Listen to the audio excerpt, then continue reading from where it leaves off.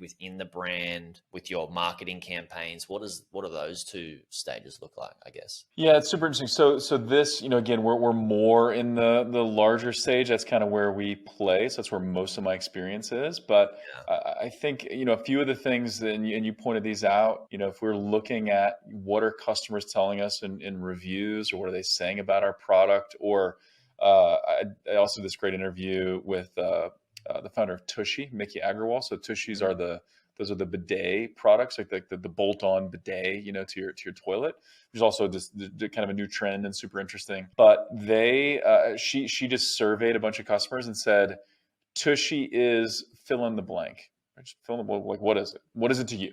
And so then people gave all kinds of crazy answers. I don't remember a lot of them, but one of them was like, eye candy, butt bliss, right? Just stuck in my head. It was just funny. It's like, it's eye candy because it looks good, and my butt's never been happy, or whatever. Yeah. And so like she just turned those into ads, right? So we're getting comments from customers, we're turning those into ads. So I think as we transition into stages, it's more about what are we investing in, and are we investing in the right things? I think you've always got to have the core of good product photography, clear communication. Like your product needs to represent, or your messaging needs to represent your brand and your product really well. And then we're kind of just laddering up with some of our efforts. So I think you can grow for a long time, like, go from 0 to 7 figures by mostly focusing on kind of foundational stuff. So search ads on Google, search ads on Amazon, some Facebook and YouTube, things like that. And then I think you keep getting stronger and stronger at the core while you spend more on those top of funnel efforts.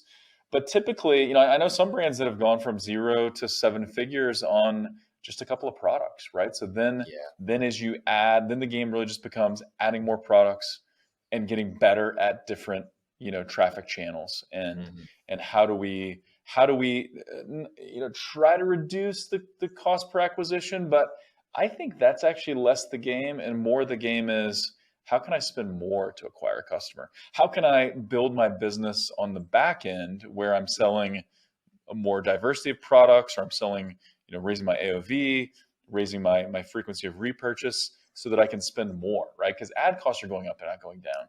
Competition is going up, it's not decreasing, right? So how can I structure the business so that I can spend more? How am I also relentlessly cutting waste from my advertising efforts? But the goal should not be, hey, I want to get my customer acquisition cost down to $30. Like that's not sustainable, right? But how can I make money, and make lots of money, if I can get my customer acquisition costs up to 50 or 60 or 70 or 80? That type of thing. That's a brilliant question to be asking yourself, and some brilliant thoughts, because how do you make your business more profitable so you can spend more money and increase what you pay?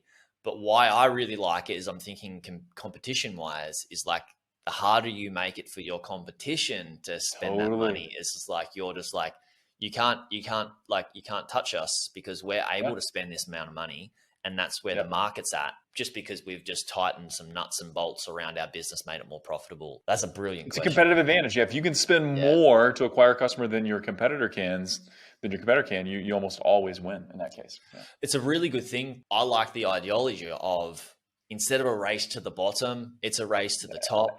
Like it's a really cool thing to think about. Yeah, because that race to the bottom, it ends in nobody being happy ultimately. It's right? Not even customers, right? Customers don't want to pay like the cheapest amount possible necessarily. Customers don't want to waste money either, but really they just want like a product that makes them feel good and solves their need. And we want, back to the brand building thing, when you can position, and actually a buddy of mine runs Raindrop agency out of San Diego, and they helped launch Dr. Squatch. Dr. Squatch is a soap company for dudes. Yeah, right. So Raindrop helped them go from like $3 million a year to $300 million over a course of several years. But the thing they came up with is like, hey, we need to go from this is just a soap company to this is more of a lifestyle company. And what people often think about and why people buy things is what that product says about me, right? So I want to buy a brand and a product because of what it says about me, right? I want to drive a BMW, and I don't. I'm pretty practical on my automobiles, but I want to drive a BMW because that says I'm successful, right? It says that I'm I'm significant. It says that I made a lot of money, right? I actually drive a Toyota truck. I love it. But yeah, so it's like, what does this product say about me? So when they switch Dr. Squatch from just like it's natural soap to this is soap for, I don't even remember what the messaging is now, but it's for guys, and it's like it's super fun and funny, and it's like, no, I want to be like that guy. I like that guy, and it's scaled. So what does the product say about you? And how am I associating that with my identity? That can shift price. And so you could buy a lot cheaper soap than Dr. Squatch, but some people buy it, and there are limitations there, right? It's not like $100 a bar of soap or anything, but it's a premium. But people love it, right? Because of the experience of it, what they believe it says about them. So yeah, the race to the bottom really doesn't help anybody, customers included. Yeah, and it's a lose-lose, customers included, and businesses go down. But the opposite is true, where it's a win-win for customers, because if it's a race to the top, it's a win-win for customers because they buy better products, they feel better about themselves, the brands are better, which means for anybody to compete, you have to have a better, superior product or service. So it's just making the game in that niche and that product better and better and better and better. And that's what we need in this world, right? Yeah, I absolutely agree. And that's what I love about, e-commerce brands and product businesses, because I believe that like sometimes simple products can make your life better, right? Like I can think of several things that I purchased, even my coffee grinder. It wasn't cheap, but like I love that thing. I just love it. I mean, it makes my life better. Could I live without it? Of course. But I mean, I probably could live without coffee, but I could live without the grinder, but I love it. Right. And so like simple, good products make your life better. And I never would have, that grinder wouldn't exist if every coffee coffee equipment company was doing a race to the bottom. It wouldn't exist. Brett, thanks so much for coming on. Where can you've got a couple of podcasts